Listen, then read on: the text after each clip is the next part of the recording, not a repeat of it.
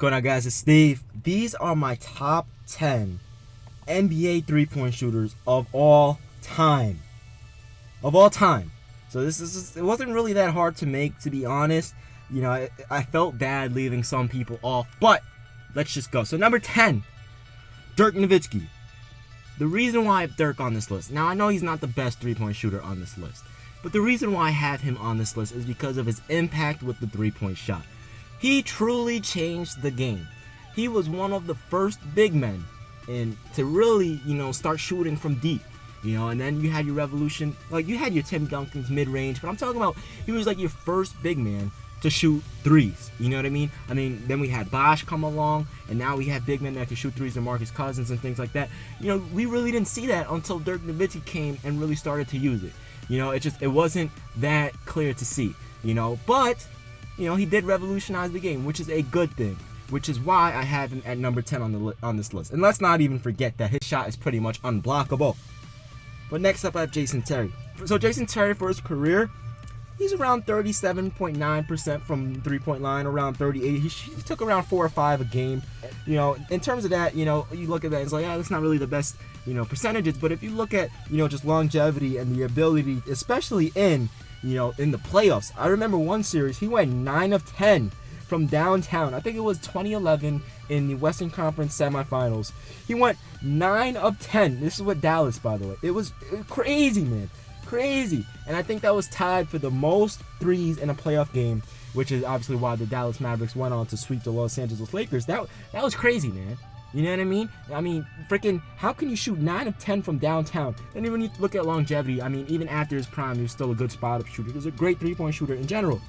Next up at number 8, I have my man Klay Thompson. The reason why I have Klay Thompson on this list is because if he gets hot, the game is over. It doesn't matter. The game is over. Sort of like we saw the other day when Carmelo Anthony got hot in the third quarter against the Brooklyn Nets, the game was over. But with Klay Thompson, instead of counting by 2, you're going to be counting by 3. Because once he gets on fire, that's game time. Game's over. 37 points in a single quarter, most of them threes and long twos. That's crazy. It's absolutely ridiculous. Him and Stephon Curry are the best shooting backcourt in NBA history. And that's just a simple fact. There's no denying that. He shoots 42% from 3 for his career, and he shoots like 7 threes a game, which is absolutely ridiculous. If you compare that to most other three-point shooters back in the day, well, it's obviously different because most of those three-point shooters, like Dennis Scott, and they didn't really shoot the three ball as much as they are now because the game wasn't evolved around the three. The game was an inside-out game. Now it's an outside-in, which is why we have Klay Thompson that can get away with shooting around 6 or 7 threes per game and hitting 42% of them, which is crazy. And it's crazy because he's only played, I think, 5 or 6 years. I may be wrong about this, but it's either 5 or 6 years. And I'm pretty sure he's already top 60, maybe even top 50 in the amount of three-pointers he made. In 5 years. In 5 years, he's already top 50 in the amount of three-pointers made. It's probably higher than that because last time I checked, it was like top 50. That was like almost a year ago. So you can't even imagine now. So in terms of that, that's ridiculous, man. He made 276 threes last season. That's crazy. That's crazy. Come on. That's all-time great right there.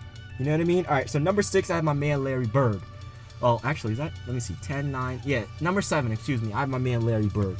Larry Bird, again, was one of those type of players that was unorthodox. You didn't see players like Larry Bird dominate, early on in the game of basketball, which is why the game sort of shifted to, developing into the three-point game because of Larry Bird. They looked at it and they're like, okay, this dude's around 6'8", 6'9", 6'10", and he can shoot the 3. Imagine if we can get other small forwards and 4 men to start shooting threes, Usually back then, it was just point guards and 2 guards that shot that. Occasionally, you had your small forwards that would shoot it, but for the most part, it was just guards that were shooting threes. So when Larry Bird came along, everyone was like, oh, look what he's doing, And then that's when your Clyde Drexlers came along, and that's why Michael Jordan improved his 3. It's crazy.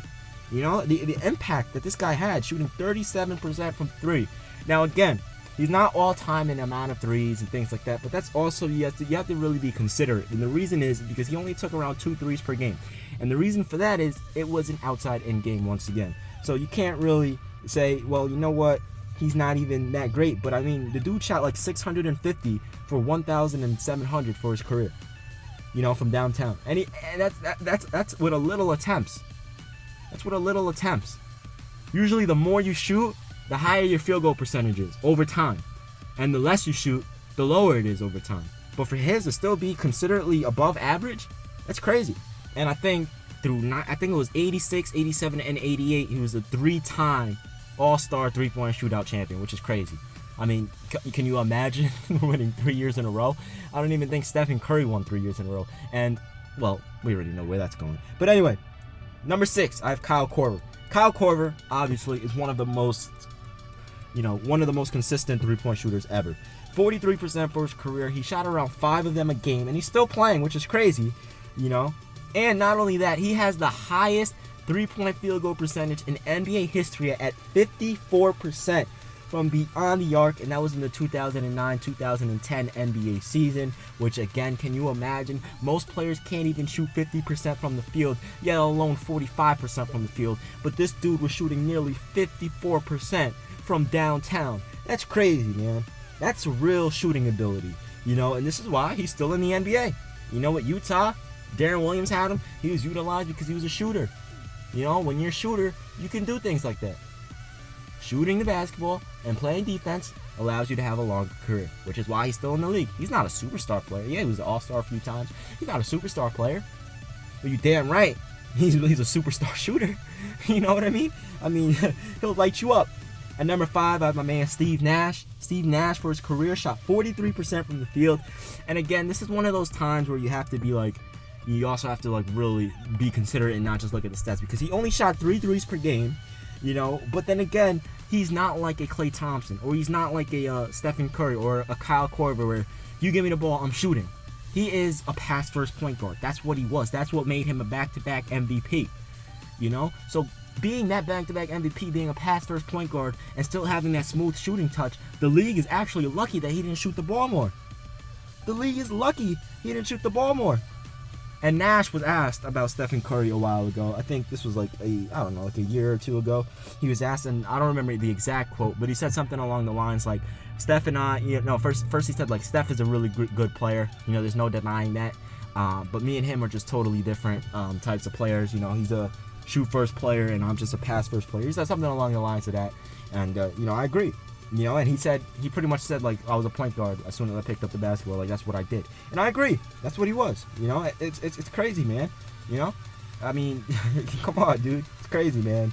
All right, next up, number 4, we have my man Steve Kerr, the coach of the Golden State Warriors, back-to-back Coach of the Year. This guy with the Chicago Bulls, he really saved them a lot. Just like Ray Allen did, he really hit some huge clutch buckets for Chicago. He was a part of their dynasty. 45% from 3 for his career. Again, he only shot 2 per game, but again, it's a totally different era, totally different style of basketball, but again, great three-point shooter. I would love to, even if he played today, I still think he would be able to shoot the basketball. You gave it to him wide open, it was cash. You gave it to him and someone was in his face, 1 out of 2 times it's going in. Great three-point shooter. Next up, we have my man Reggie Miller. There's no denying the fact that Reggie Miller should be on this list. First of all, this is going to hurt my feelings, but I have to do this. Reggie Miller, one of the most hated athletes in New York City, my home. You know what I'm saying? My home, New York City, one of the most hated athletes. And I don't blame us, because what he did to us was short of disrespectful. It wasn't even short of disrespectful. It was straight disrespect. How the hell are you going to score 8 points in 12 seconds? 8 points in 12 seconds. And then not only that, he didn't steal that ball. He pushed him on the floor. 8 points and oh my gosh, man. This guy, dude, is ridiculous, man. Obviously Reggie Miller is definitely on this list. In terms of clutch, you want to give it to Reggie Miller. In terms of taking over, you want to give it to Reggie Miller. He made his career, not in my opinion, he really wasn't a number 1 option, but he was a number 1 option in Indiana because 2 reasons. They couldn't really get any other good role players back then. Well, the superstar players, but the league wasn't like that back then. And the main reason is because his shooting ability was so far ahead of everyone else's, everyone was in awe. Sort of like Stephen Curry right now. You know, so that's crazy, man. Let's go on to number 2. I already know you guys probably already guessed number 2 and 1. Number 2 is my man Ray Allen. Now, I was actually contemplating on whether to put Ray Allen or Stephen Curry first, but I kind of think Stephen Curry's a better 3-point shooter. But at the end of the day, I will say this: Ray Allen is way more clutch than Stephen Curry. I mean, you could just go on YouTube and type in Ray Allen clutch shots, and there's probably like over 100. It's crazy. But he shot around 40% from 3 for his career, taking like 5 or 6 per game. You know, ridiculous, man.